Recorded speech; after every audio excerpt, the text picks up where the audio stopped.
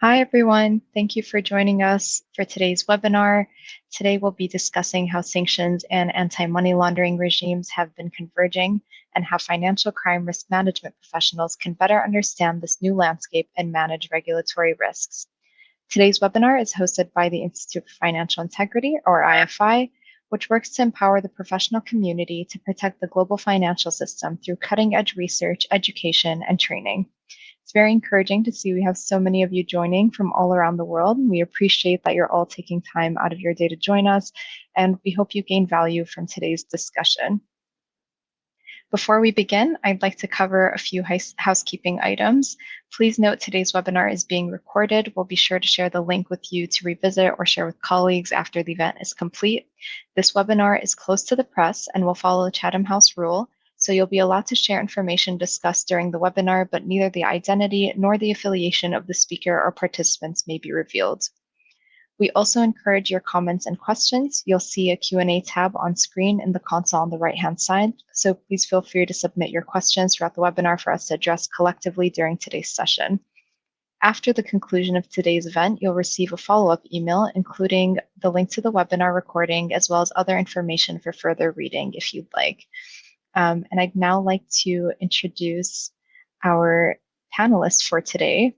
First, we have Brian Grant. Brian is the Global Head of Sanctions Compliance and Financial Crimes Compliance Operations for MUFG Bank, which is the largest bank in Japan and the 9th largest bank in the world by total assets.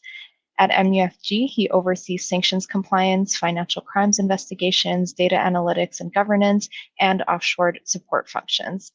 His prior industry experience includes positions at Citigroup and Ernst & Young.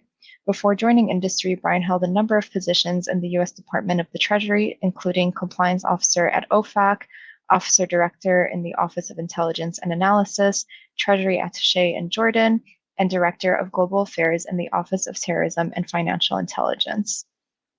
Next, we have Chip Poncy. Chip is the Global Head of Financial Integrity and a board member at K2 Integrity.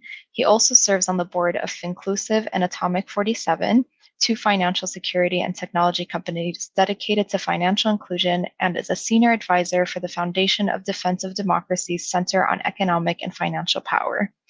Chip advises various financial institutions on financial crimes compliance and risk management remediation, transformation, and enhancement. Prior to K2 Integrity, Chip spent more than a decade as a senior advisor at the U.S. Department of the Treasury and was the inaugural director of the Office of Strategic Policy for Terrorist Financing and Financial Crimes. Chip also led the U.S. delegation to the Financial Action Task Force, or FATF, co-chaired the policy working group of the FATF, and managed U.S. participation in various G7, G8, and G20 illicit finance expert groups. Also joining us today is Lawrence Scheinert. Lawrence currently serves as the Acting Deputy Director at the U.S. Department of Treasury's Office of Foreign Assets Control, or OFAC. Since September 2019, he has been the Associate Director for Enforcement, Compliance, and Analysis at OFAC, where he's overseen OFAC's enforcement, compliance, and private sector outreach programs. Mr. Scheinert previously served as a senior advisor to the Treasury Department's Undersecretary for Terrorism and Financial Intelligence, and before that as a director of the Office of Special Measures at the U.S. Financial Crimes Enforcement Network. Mr. Scheinert also previously worked as a corporate and securities associate at the international law firm of White & Case LLP. Next, we have Brian O'Toole. Brian is the Global Head of Sanctions at Wells Fargo, where he oversees sanctions compliance and list-based screening efforts across the enterprise. He's an expert on economic sanctions and foreign policy with experience across public and private sectors. Previously, O'Toole was a Senior Vice President and Director of Sanctions, Screening, and Models at Truist Financial Corporation. O'Toole worked at the U.S. Department of Treasury from 2009 to 2017 as Senior Advisor to the Director of OFAC. He helped manage the implementation of all OFAC-administered economic and financial sanctions programs.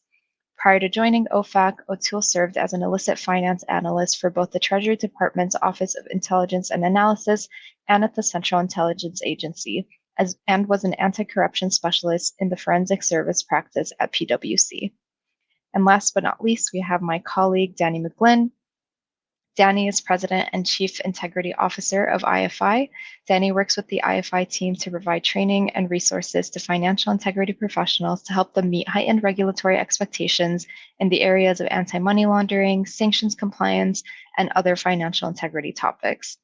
Prior to IFI, Danny was a Senior Managing Director at K2 Integrity for nearly 4 years and also served more than 20 years with the U.S. Treasury Department, where he held a variety of positions, including leading a team responsible for gathering and analyzing intelligence related to the Treasury's mission to safeguard the international financial system from abuse and to combat threats to U.S. national security. And Danny will be getting us started with today's discussion. So over to you, Danny. Thank you, Rama, for that wonderful introduction, and welcome to everyone.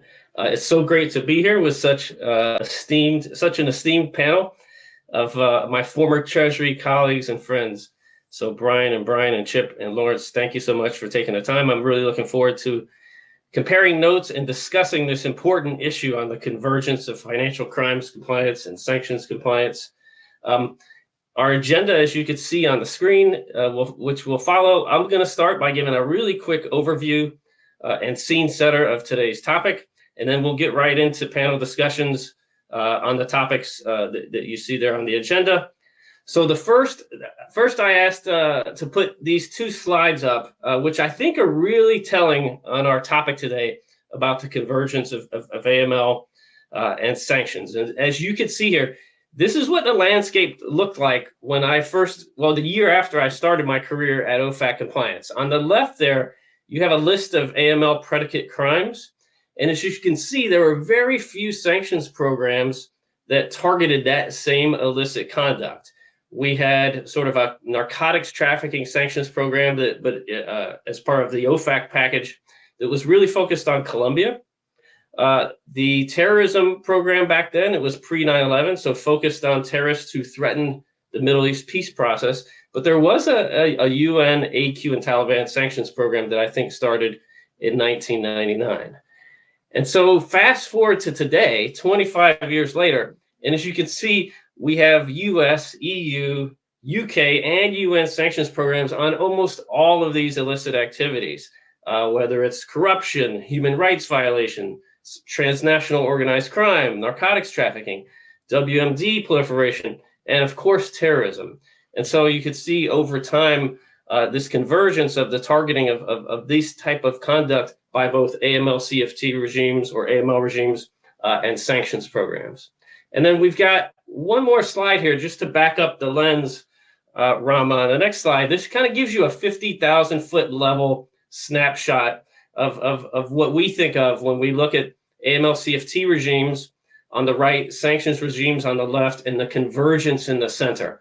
And so if you look at the top right, AML CFT regimes in general target and combat financial crimes. You have your standard setters, the FATF, the Basel Committee, the Wolf's Group, certain jurisdictional leaders, and they're all, most jurisdictions require implementation by FIs, DNFBPs, and VASPs.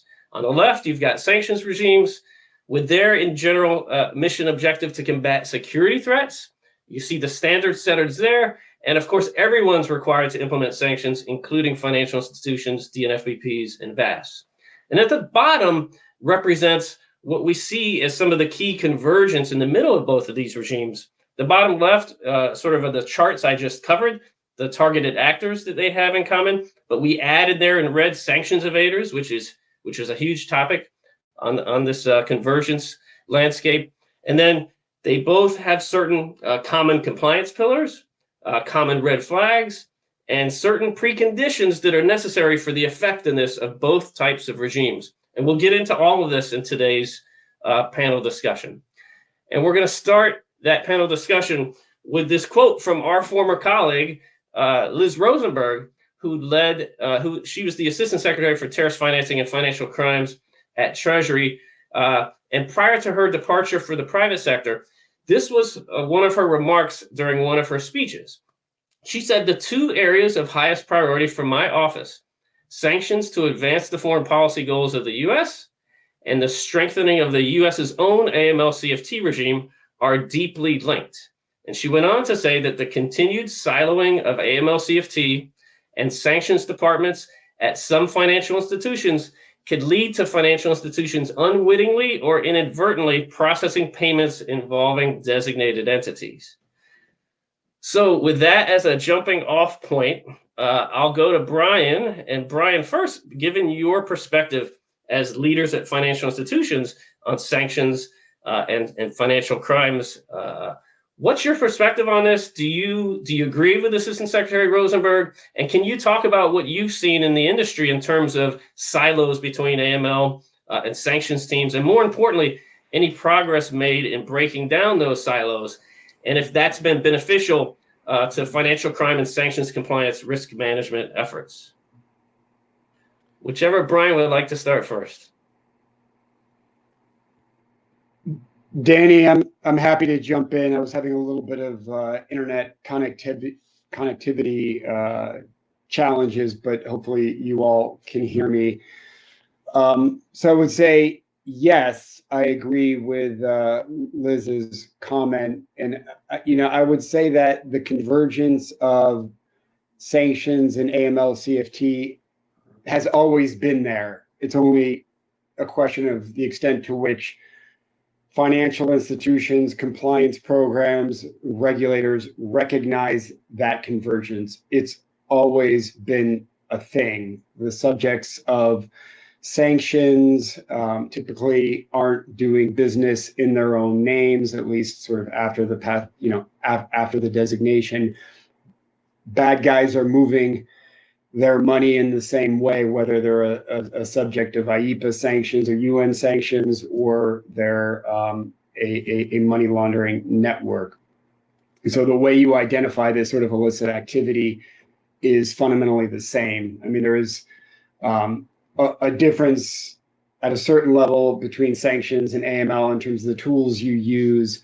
But after the initial imposition of the sanctions, where you would catch sanctionable activity through a screening filter, what you're seeing is sanctions targets using the same tools that a money laundering network would use. So the best way that you sort of get at this convergence is by parallel convergence of your own programs in a financial institution, right?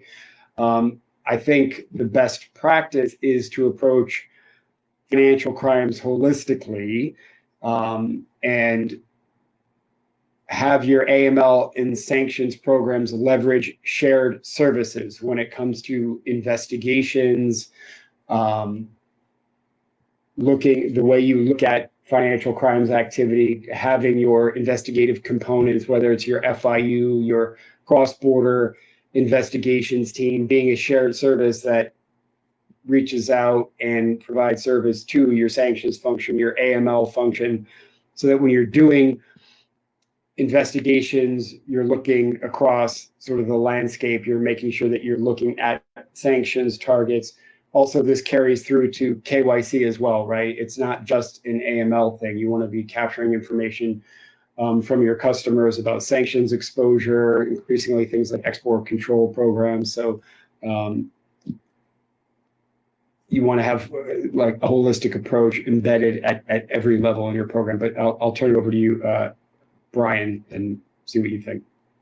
Thanks, Brian. Yeah, I agree. I mean, I think the way that I've always framed it is, when the government is looking at solving a problem, they don't care that sanctions screening in financial institutions is typically thought of as real-time interdiction, and that AML is thought of as post-settlement reviews of transaction and customer risk. They just want to stop the activity, right? And so I think we all have to make sure we have a similar mindset and then figure out how to operationalize it. And as Brian was kind of getting at, some of the ways you can do that at a financial institution are to make sure that you've got linkages between your more traditional AML teams and your sanctions teams that may not have had those kind of governance and oversight routines together historically, right? Like if you're going to file a SAR on a sanctions target, you probably ought to be talking to your head of sanctions or the head of sanctions intel, depending on how you kind of structured your team. If you are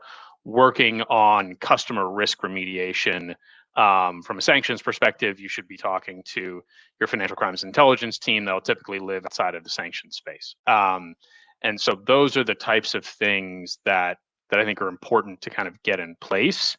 And then, it sounds a little trite, I think, from time to time, but, like committee structures and making sure you have the proper like governance models and routines, getting together on a monthly basis to talk about emerging risks, right? Whether it's in sanctions, anti-money laundering, you're going to find areas of overlap.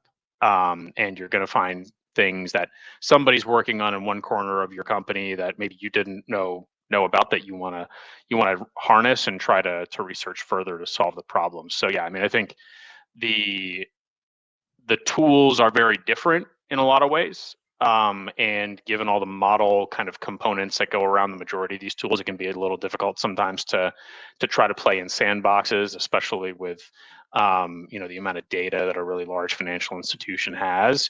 But those are the things you've got to try to work through to get to that end goal of how do we protect the company from conducting transactions the company doesn't want to transact in, right? Somewhat in parallel, but a little bit different than what the government goals are, which are the foreign policy goals. Banks have a vested interest, and other financial institutions do as well, and making sure that you know what you're actually doing on behalf of your customers, and getting out in front of things you don't want to do. Yeah, that's a great perspective and some practical advice there. Thank you, Brian and Brian. Really, really useful. And I know, Chip, I know you have a lot of experience in this area too, working with different clients, both on the sanction screening and the transactions monitoring side. I don't know if you have anything to add, and then we'll segue into the next topic as well. Thanks, Danny. Can you hear me okay? Yes, sir. Yes, sir. Perfect. Well, let me just start by saying thanks to you and to Rama and Lauren and the IFI for putting this together.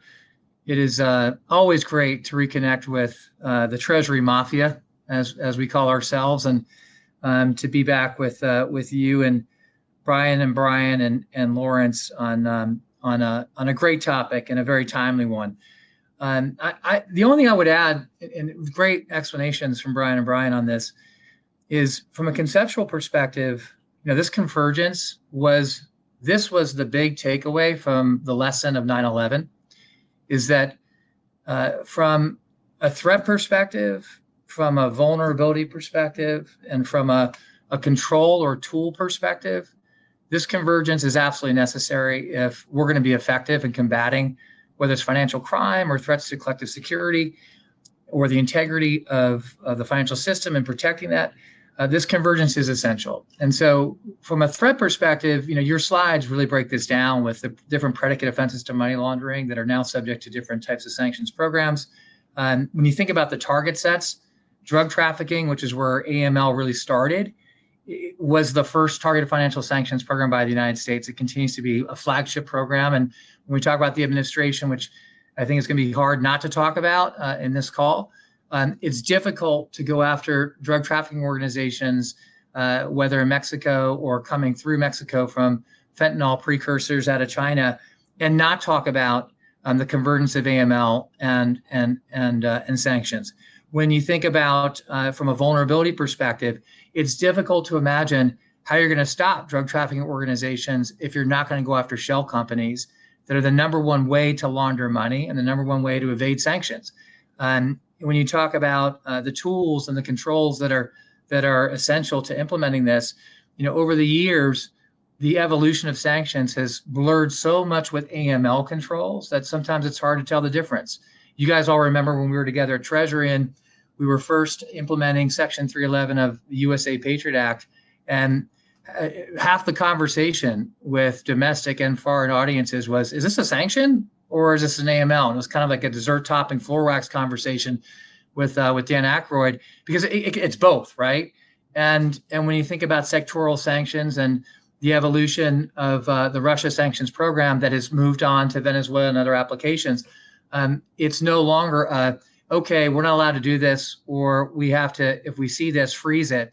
It's, if I see this, I have to do more due diligence and dig and determine whether I'm allowed to do this or do that, which starts to sound a lot more like an AML enhanced due diligence process. So, the convergence has been there conceptually by necessity for as long as we've been in this mission together, all of us on the call. It's just become more complicated and more apparent as the mission has moved forward. So it's a great way to think about it with Brian and Brian's experience, but I come back to threats, vulnerabilities, and tools and controls. You can't do one without the other. Right. No, great points. And great segue. Speaking of Section 311 of the Patriot Act, I almost forgot that in addition to everything else Lawrence has done in his career, he was also the head of special measures at FinCEN. And Lawrence, maybe with that, I could turn it over to you to talk a little bit about, from your perspective, and I know both from a sanctions and an AML perspective, what are the key elements of an effective sanctions compliance program, and how do you see those overlapping with the key pillars of an AML program that Chip just alluded to? Yeah, great question. And just to pick up on what Chip was talking about the convergence being a necessity, I think it's also by design, right? I mean, there's good historical reason for the convergence. And I think as this group is uniquely positioned to know, and many of you were around in 2004 when FinCEN and OFAC began reporting to the same undersecretary for the new Office of Terrorism and Financial Intelligence, which I think is important context to understand that this was by design to combine not just AML and sanctions, but also private sector engagement, enforcement actions, intelligence analysis, foreign engagement, all of those things. The idea being to deploy these tools in complementary ways, where sanctions and AML tools really are mutually reinforcing, where it's banks, the success of sanctions programs is not just banks screening and blocking transactions, it's using their AML tools to identify risk and report that through suspicious activity reports that allows us to then identify front companies and facilitators and intermediaries underlying sanctions evasion networks that we can then further our sanctions objectives by disrupting. So very much agree with that premise about the complementary, mutually reinforcing ways that sanctions and AML come together. Now, with respect to the overlap on an effective compliance program, the starting point for a sanctions compliance program really goes back to the 2019 framework document, where we make very clear that it has to be risk-based. It's not one size fits all, but there are certain elements or pillars that we would expect to see in any effective sanctions compliance program. First is management commitment, right? Ensuring that an organization has sufficient resources and authority and autonomy to promote a culture of compliance. The second is conducting a risk assessment to understand what your risks are. Again, emphasizing it's not one size fits all. You have to look at the particular customer base, geographic location, product services offered, things like that. The third is internal controls, so that the controls are then tailored to the specific risk that you've identified for your institution. Fourth is testing and auditing to identify and correct weaknesses. And then the fifth, of course, is training, ensuring that staff understand the obligations, and not just compliance staff, but also the business line. And when you look at the sanctions compliance pillars and then compare them to the AML program requirements, they're very similar, right? A lot of the same themes and elements. And fundamentally, an AML program requirement is designed to take a risk-based approach to understand who your customers are, what their expected activity is, so that you can identify and report risk. And that's effectively what is helpful from a sanctions perspective is when banks use those AML tools to then identify sanctions evasion networks, report that back, and allow that positive feedback loop where OFAC can then expand network to understand it and provide more information to the private sector. We've issued some additional guidance over the years specific to certain scenarios that, while they may be tailored to a particular issue like Russia, for example, or a certain industry, there are best practices that we include in there that we would encourage institutions to look at. So, for example, last year we issued guidance in the Russia context that I think is broadly applicable that talks about using open source information and past transactional activity to further inform due diligence efforts and do proactive investigations. So if we sanction somebody, of course, a bank is going to block transactions going forward, but a bank could also look at the past transactional activity for whoever we just sanctioned and see who else they were transacting with. Are they sharing common addresses with other companies that we haven't sanctioned, right? That's the kind of diligence that can be very helpful when banks do that using their AML tools to support sanctions objectives. So I'll pause there, Danny. Great. No, thank you, Lawrence. Really, really helpful. And thanks for the reminder on the recent guidance. We'll definitely check that out, or folks should check that out if you haven't already. And thanks for walking through the compliance pillars. And Chip, I wanted to turn it back to you for a second. to talk a little bit more at even a broader level about sort of the common preconditions, in addition to those pillars, to set up for an effective sanctions programs, also effective AML CFT measures. Can you talk for a couple minutes about those? Yeah, thanks, Danny. Of course. So we got about maybe 40 minutes for this intervention. How's this work?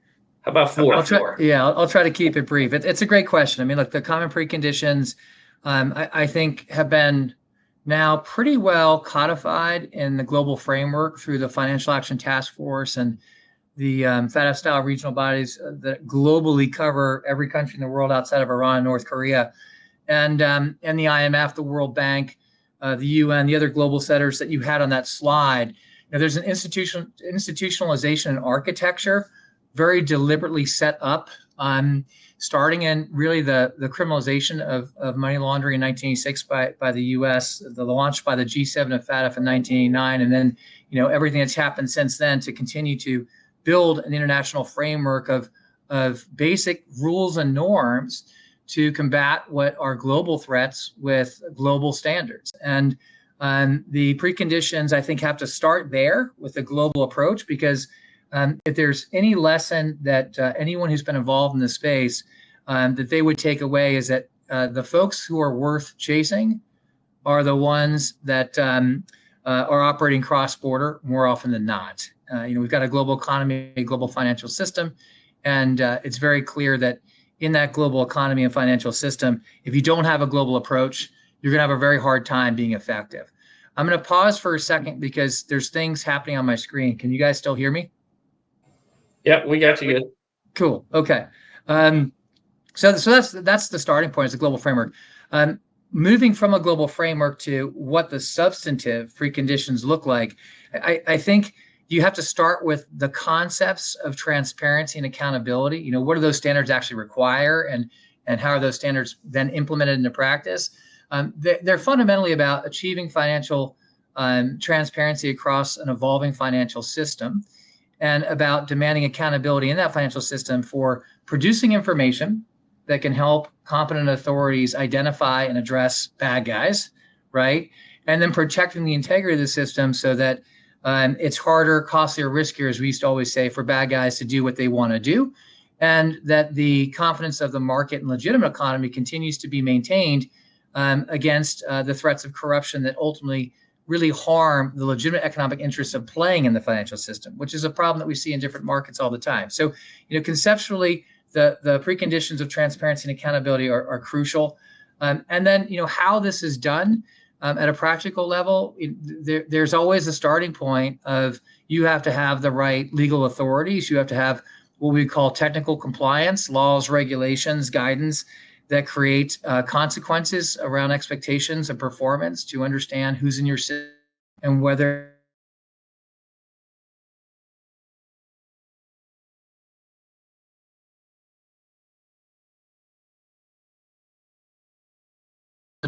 understanding customer due diligence and AML programs and sanctions programs and suspicious transaction reporting and record keeping and all the rest is now very well established as preventive measures across the global regime, and certainly in our own Bank Secrecy Act.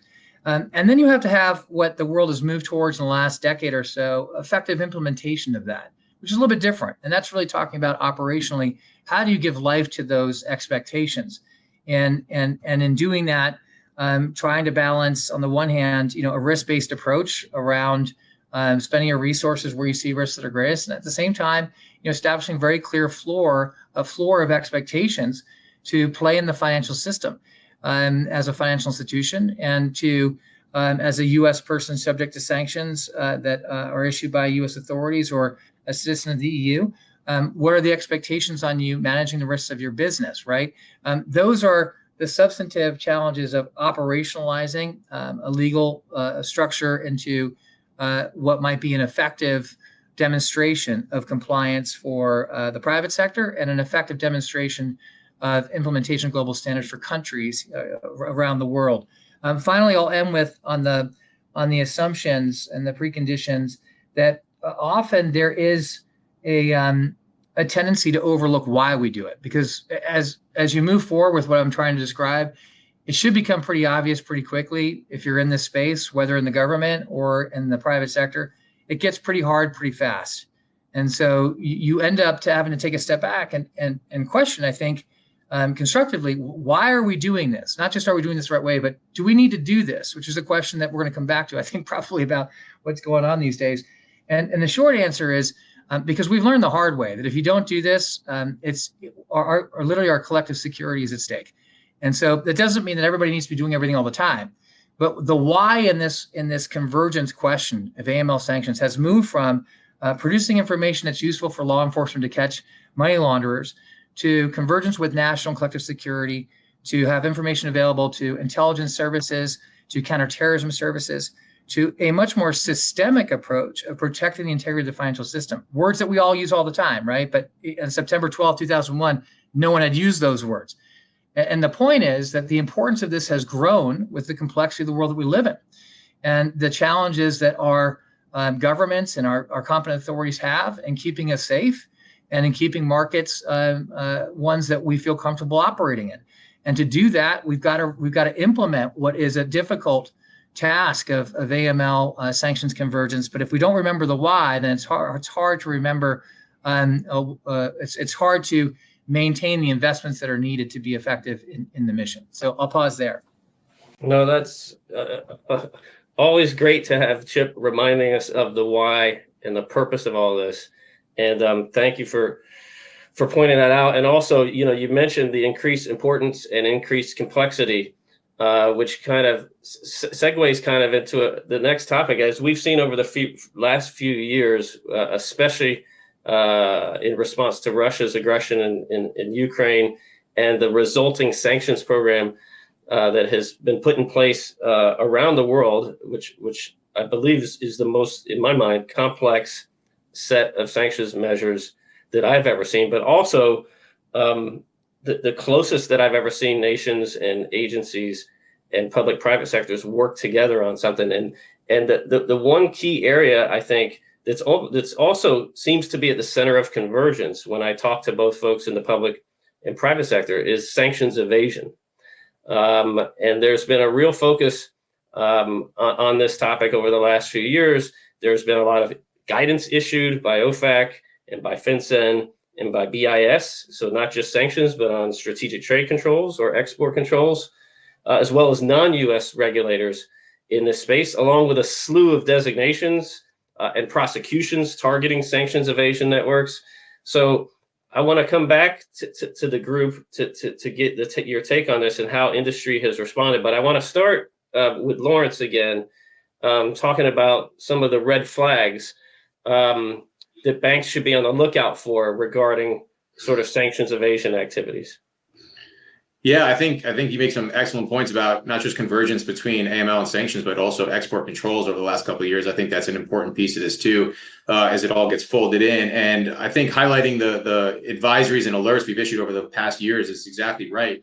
OFAC has issued a bunch, but also FinCEN, I think, has issued some very helpful guidance documents that gets specifically at red flags focused on sanctions evasion. And obviously we work very closely with them on those, but those types of documents highlight some specific red flags that I think are useful. If you take Iran, for example, FinCEN last year issued a very good advisory focused on Iran-backed terrorist organizations like Hamas and Hezbollah, walks through how they raise and move funds, specific cases and typologies. It includes some specific red flags like front companies disguised as general trading companies, with unclear business purposes, high-risk jurisdictions, shared addresses with other suspicious actors, and that builds off several additional guidance documents in the Iran space. In 2018, for example, FinCEN put out a very comprehensive document highlighting how Iran can access the international financial system, providing additional red flags and best practices for financial institutions to look at. So I would definitely look at those documents. As I think, as you noted earlier, while specific to Iran, the general red flags for sanctions evasion are really very similar to sanctions evasion of any program and are very similar to just general money laundering red flags. It's no surprise that what you see as red flags for sanctions evasion are going to be very similar to just general suspicious activity, shell companies, right? Payments going to third parties in high-risk jurisdictions, unclear business purposes. So a lot of crossover there.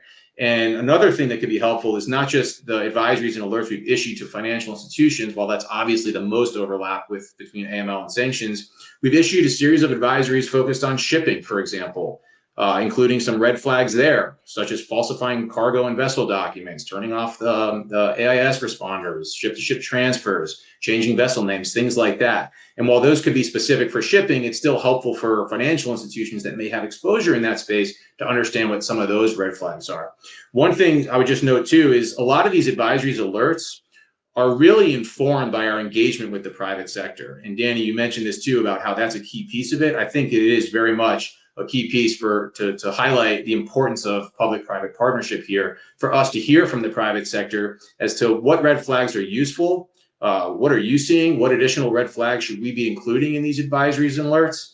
That type of back and forth and feedback has been very informative and instructive and helpful for us to put out these advisories and alerts. Awesome. No, that's great to hear. And I know in talking to Brian and Brian, they've both taken part in different public-private partnerships and have been providing feedback to government on red flags.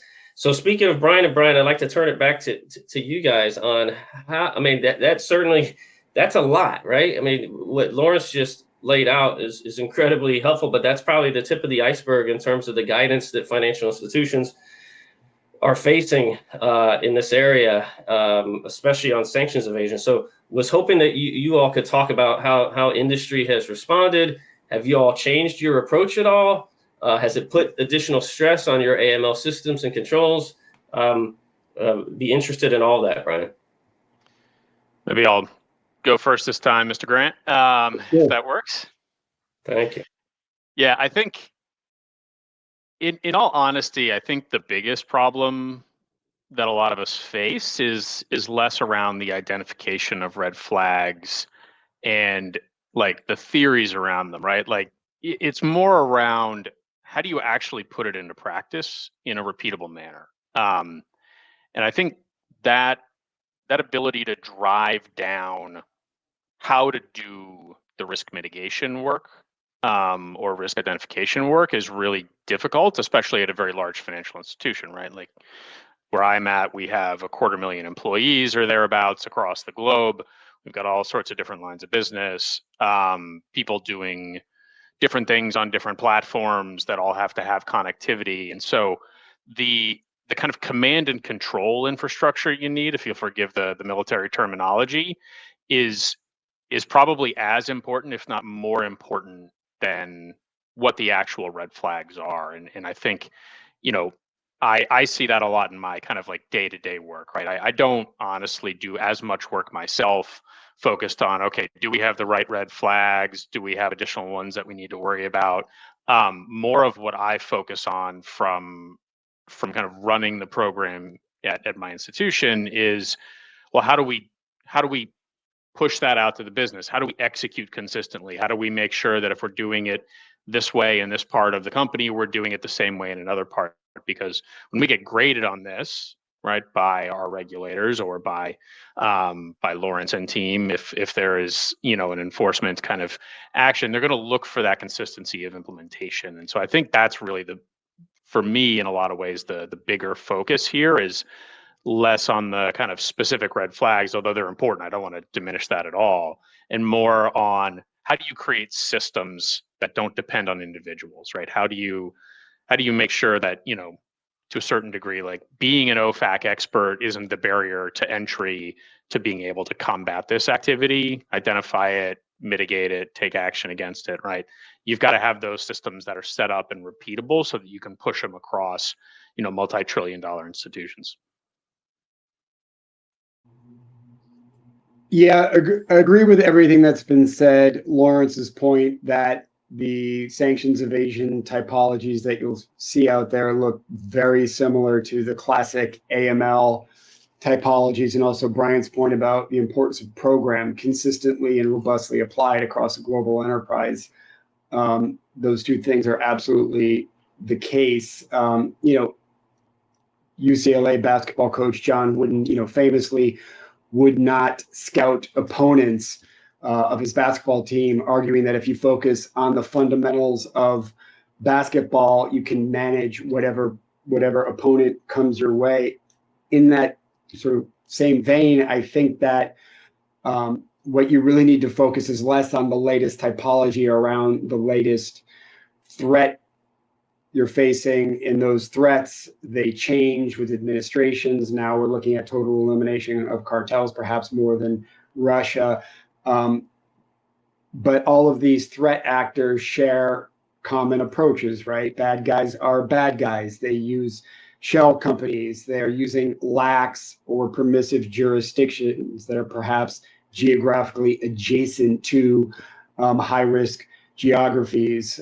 They're using, oftentimes you're going to see unusual or suspicious financial activity that doesn't fit the profile of a customer that you have. So just sort of the blocking and tackling of your program, consistently and robustly applying it across your enterprise in a way that will sort of audit and examination proof your program. I think that's also key. But you have to maintain, even as you focus on that programmatic dimension, you've got to maintain your curiosity, your sort of investigative mindset. And that's where this convergence, this holistic approach to financial crimes compliance, you got to use and leverage, weaponize, go on offense, not merely defense, right? Passively relying on transaction monitoring scenarios or sanction screening to detect things. You got to go out and look, right? You got to have your your global investigations units, complex investigations units, proactively going out there and looking. There are new things you can do too, right?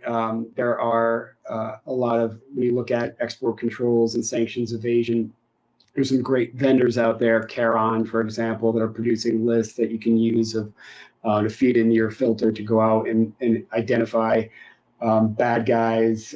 There's sort of been a revolution in open source information that's available. So there are NGOs and different groups that are putting just a wealth of information out there into the public domain that you can leverage as a financial institution to really sharpen the focus of your investigative inquiry. So there are things you can do, but that are novel, but it really does come back to the fundamentals.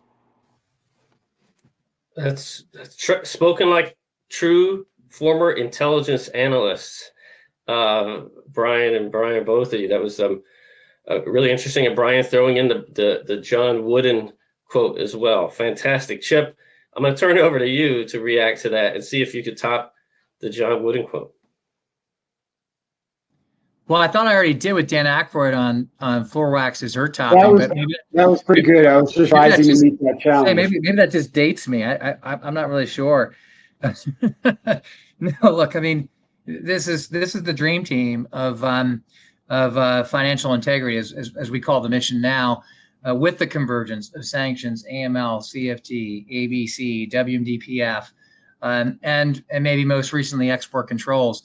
And I agree with everything that the dream team has said. I'll just say that our experience in the market, whether with governments or with the private sector, has reflected that if you are not converging around identifying and assessing risk and then managing it, you will not be effective from a risk mitigation perspective, and you will not be sustainable from a cost management perspective. It's just you've got to bring these programs together in the ways that we were talking about earlier in the show.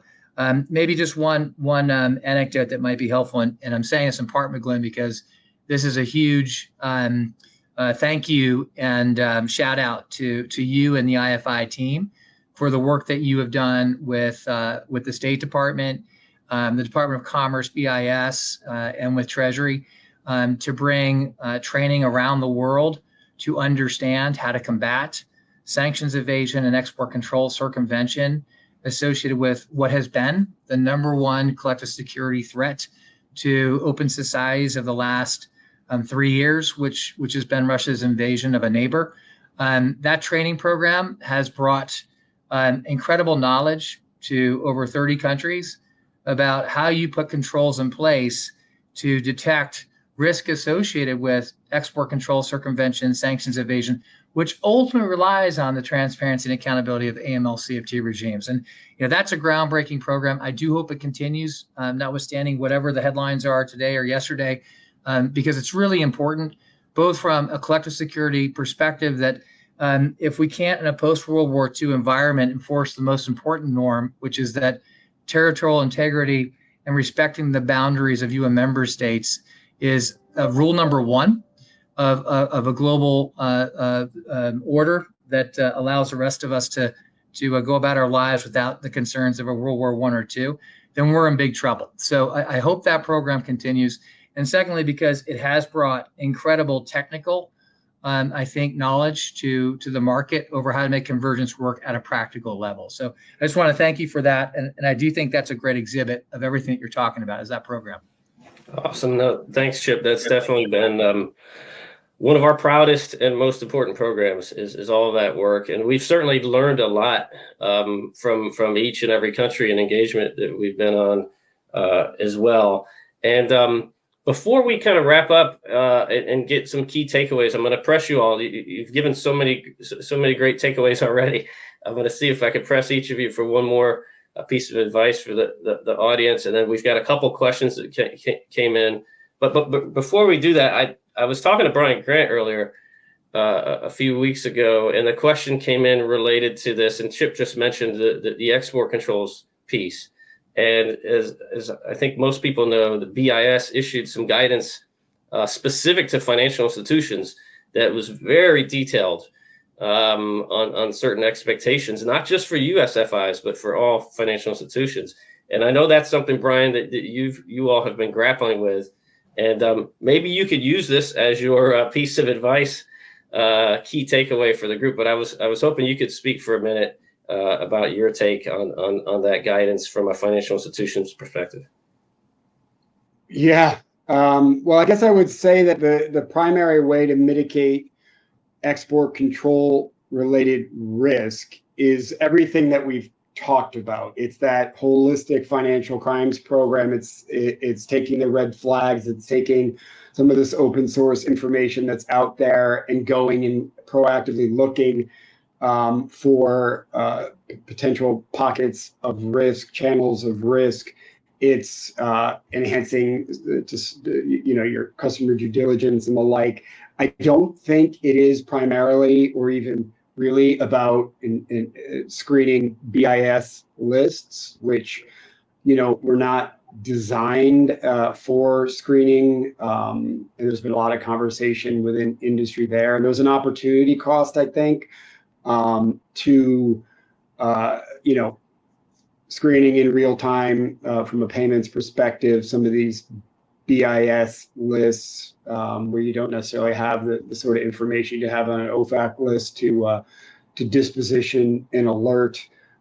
Maybe you have a lot of parties that are in prison, things like that, not likely to be involved in real-time payment screening. So, this sort of the flip side of the coin to risk is opportunity cost, right? And I think policy makers, regulators, and then also folks in a financial institution have to consider opportunity cost, right? So we are grappling as an industry with some of the guidance that gets very specific around screening particular lists, and sort of that more to come on that. But I really do think that the best way from a public and a private perspective to get after this risk is it's all the stuff that we've talked about. Awesome. No, thanks for that advice. And then, so in terms of other key takeaways, Lawrence, maybe I'll turn to you, and let's think about sort of advice or key takeaways we give to the audience here related to this theme of convergence, but in the context of how overall we as a community can be more effective in protecting the integrity of the financial system and advancing our collective security through targeted sanctions. So Lawrence, from the perspective of a regulator, what advice would you have for the group? Yeah, sure. I would offer three things, and some of them we've already talked about, but I think are worth emphasizing at the close. One is breaking down silos, right? We talked about that within institutions. I think that's critical, and not just collaborating, but at least fostering a greater understanding within different units at all levels about what all the different units do, I think could be helpful in identifying and mitigating risk. So I think that was an important point. A second is innovating with compliance solutions, right? We know that there's some in the private sector that are experimenting with new or novel ways to identify and mitigate sanctions evasion or sanctions risk, and we want to encourage that. And we're certainly aware there's challenges associated with that, but that's an area that we want to hear from the private sector to work with them on that. And then lastly, goes back to a point that Chip was talking about earlier, which is, why are we doing what we're doing? I think it is very easy to get lost in the minutia of technical sanctions compliance, which can get very technical very quickly.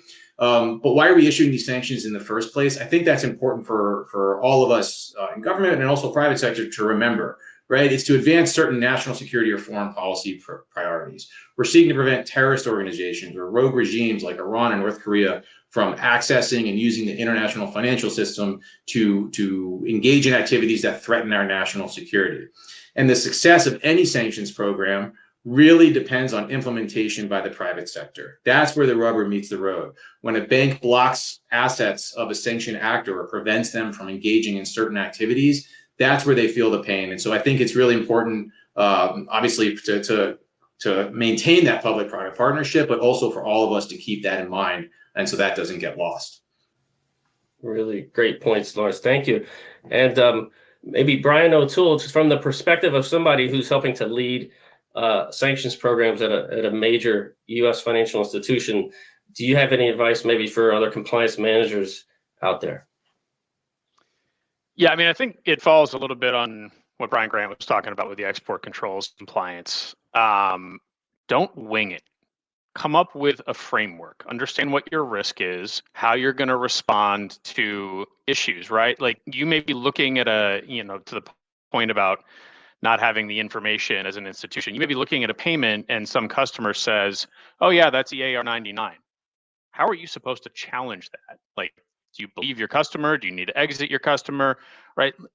There are all sorts of really horrible questions like that you can look at the facts, and maybe they're clear in one circumstance and they're easy, but in 85% of these, it's going to be a massive gray area, and you may not have the information to make a decision. So how do you structure your program to consistently make decisions that mitigate and manage risk for your institution in light of those constraints? And so I think, coming up with the program, coming up with a rubric for handling these things, and writing the damn thing down, right? Like, I think we talked about it on the prep call. If it's not written down, you didn't do it.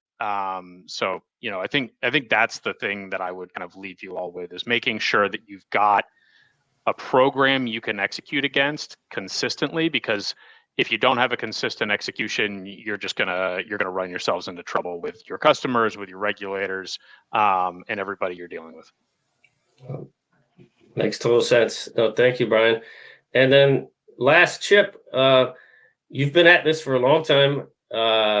You've been dedicated to this mission, sort of based on all your years of experience. What advice, maybe you could tell your advice to some of I'm sure we have other people on the call who are maybe just getting started in their careers or mid-career. You have any thoughts related to convergence and things that advice you would have to give to some of our newer folks?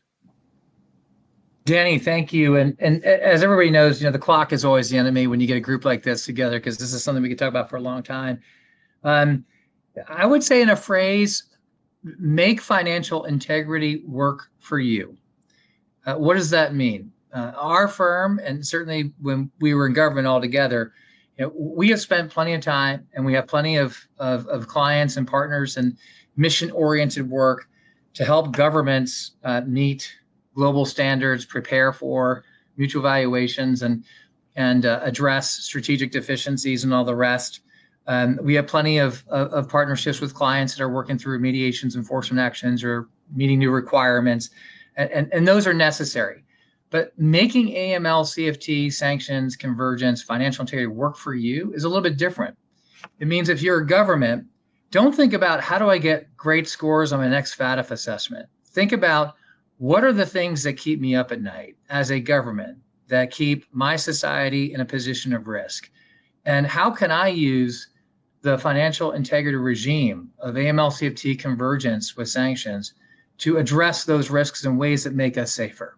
That's how a government needs to think of this. And all too often, we've all seen it, including the United States. When we were managing this, it was we thought that all the time, but we also wanted to make sure that, like everyone else, we scored well on all of our tests. But don't get too focused on the test. Remember, this is supposed to work for you. In the private sector, it is often seen as a cost of doing business, right? I would flip it around. And the most exciting partnerships we have with clients in the market are ones where, because they are committed to and investing in their financial integrity programs and this convergence, they are staying in, they're entering, and they are growing in new markets where others cannot compete because they can manage risk that others can't even identify. So if you want to be in emerging markets where risk return is always the question for a business, well, if you want the return, you got to handle the risk. These programs are designed, or they should be, to allow businesses to compete in places they otherwise couldn't, because they can show that they can identify, assess, and manage risk in ways that keep them responsible, but at the same time allow them to compete in some tough places. And you guys know our firm is in some tough places, but we're growing markets the right way, not at the cost or expense of compromising financial integrity, but precisely by running towards it and attracting everything from foreign direct investment to correspondent banking relationships to cross-border trade to lending and more sophisticated financial services, precisely because these programs are creating an ecosystem where markets can feel more comfortable competing, investing, and ultimately growing. That's making AML-CFT work for you. That's making convergence work for you. And that's probably, I think, the most important message or lesson I've learned in my time, is that this is supposed to work for us. I love it. I love it. Make financial integrity work for you. How do I make financial integrity work for you?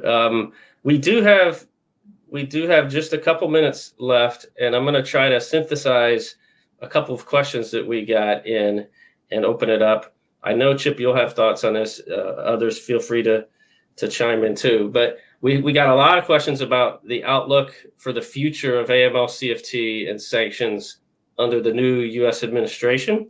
And in particular, we had people asking about the FTO designation of the cartels and the implications of that. Do we expect to get more information to the private sector that will be helpful? So, Chip, others, your views on those questions? Maybe just a quick lead off, Danny, because I know everyone's going to have thoughts on this. There are going to be lots of, I think, technical and really important questions about things like secondary sanctions attached to SDGTs, not DTOs, and what does that mean for exposure to Mexico, et cetera. Those are really important. I'm going to back the lens way up and just simply say, this administration, like any administration, needs to set priorities over where they want to focus: national security, collective security, foreign policy, economic growth initiatives, and they absolutely should do that, as with anyone. The concern I have is making sure that, as in any administration, but particularly given some of what I've been reading the last few weeks, is that it's really hard to pick and choose parts of the convergence and say, I just want to do this and I don't need to do that. This was the lesson, frankly, that we had to learn after 9/11, is you can't say, I just want to stop Al-Qaeda, but I don't really feel like doing AML. Because it turns out it's hard to identify and freeze assets of Al-Qaeda if you don't know who's in your bank or who's in your financial system. So it's hard to understand whether you're dealing with a sanctioned actor if you don't understand the ownership of the companies that you are banking or that you are servicing. So on the one hand, I look at the administration looking to take a more aggressive stance on Iran, on Hamas, on Hezbollah. I love it, because that's obviously been a focus of our collective security for a long time.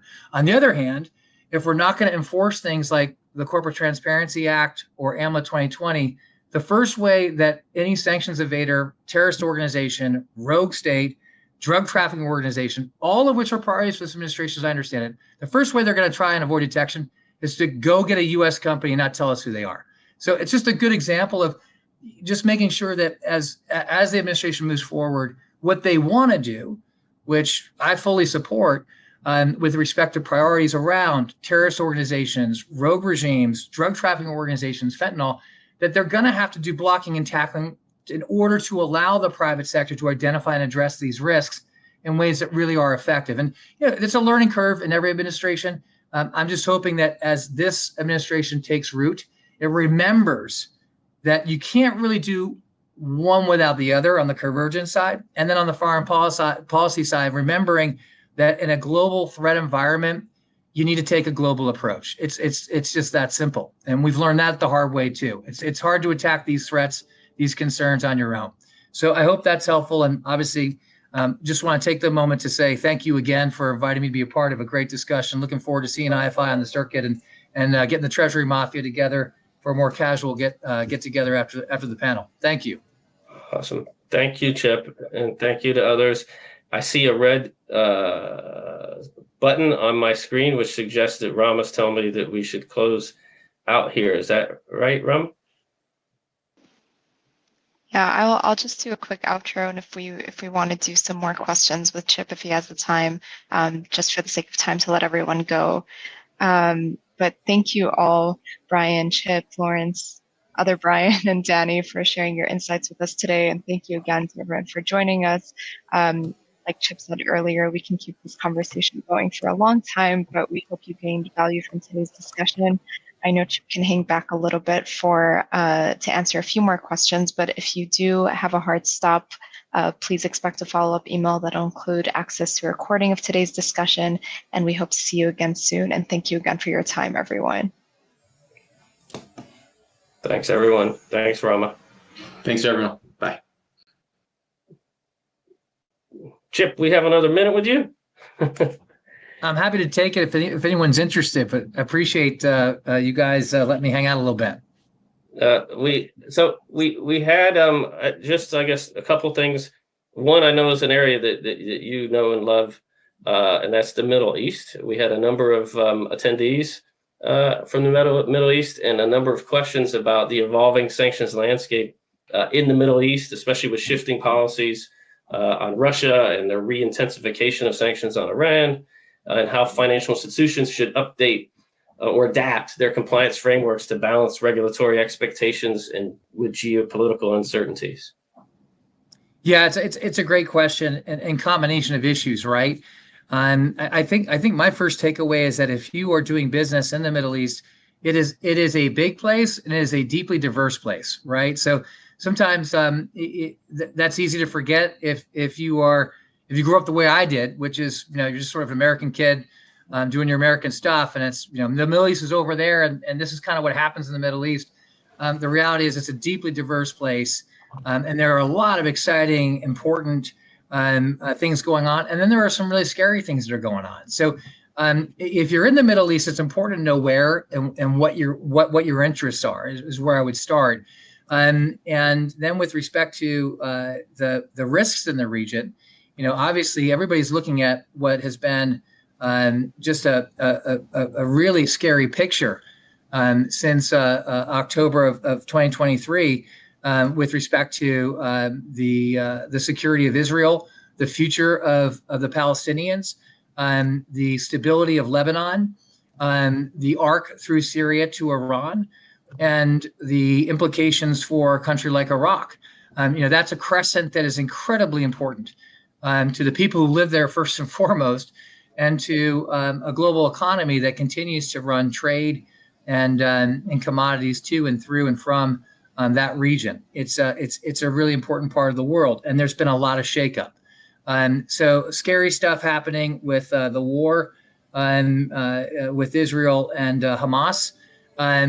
Scary stuff happening with the continued support by Iran for proxies in the region that have destabilized neighboring countries, but also some exciting developments. So you think about what's happening in Syria, just amazing. And Rama, I had this conversation in Jordan, I think it was last month, but how fabulous that you're able to reconnect with where you're from and get together with old family in a new dawn for Syria. And there's a lot that has to go right, as we've talked about, but tremendous opportunity. You think about Iraq and what Iraq has been doing to strengthen its financial integrity. We've been doing a lot of work there. They have a tremendous amount to be proud of over the last few years that we've been assisting that market embrace and strengthen its financial integrity. A really exciting place with 48 million people that want to grow. Right, that's an exciting picture. When you think about what's happening in Lebanon, an incredible moment where hopefully Lebanon's new government can stabilize the country in a way that returns it to its sort of historical prominence as, whether you want to call it the Paris or the Switzerland of the Levant. I'll take either one. But just a beautiful place, beautiful people that has not had the stability to really return to the kind of country that it once was, and that is a new dawn there as well. So really interesting stuff. If you want to be in those markets, right, in that region, then you really have to be committed to the financial integrity programs of Convergence, because those are the opportunities. Syria, Lebanon, Iraq, in a dangerous neighborhood, which means you've really got to take to heart not just the what financial integrity means, but how you do that, how you can demonstrate effectiveness in order to grow business and protect the welfare of those markets in a dangerous neighborhood. When you go to the Gulf, completely different picture. The Gulf has been growing like a weed, and a lot of exciting opportunities growing out of the Gulf and then from the Gulf, across the region. And so I do think location matters, but whether you're in the Gulf, whether you're in the Levant, whether you're in the ARC, it's a place where you have to be committed to financial integrity. I think to grow the business in ways that take advantage of these opportunities. And the last thing I'll say is that that will not be done alone by a country, by a sector. It is going to require a multilateral approach. It's going to require public-private partnerships.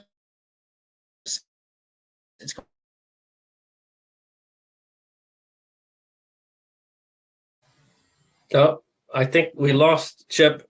Rama, can you still hear me? I think we have storms passing by that might have gotten Chip, but I think he was just closing out by talking about the importance of public-private partnerships and everything else that is financial integrity. And so thank you, Chip. I'm not sure if you could hear me. We lost you at the very last few seconds. And I think we could close out now, Rama. That's right. Thank you, everyone, so much for your time. Thank you for joining us. Thank you, Chip.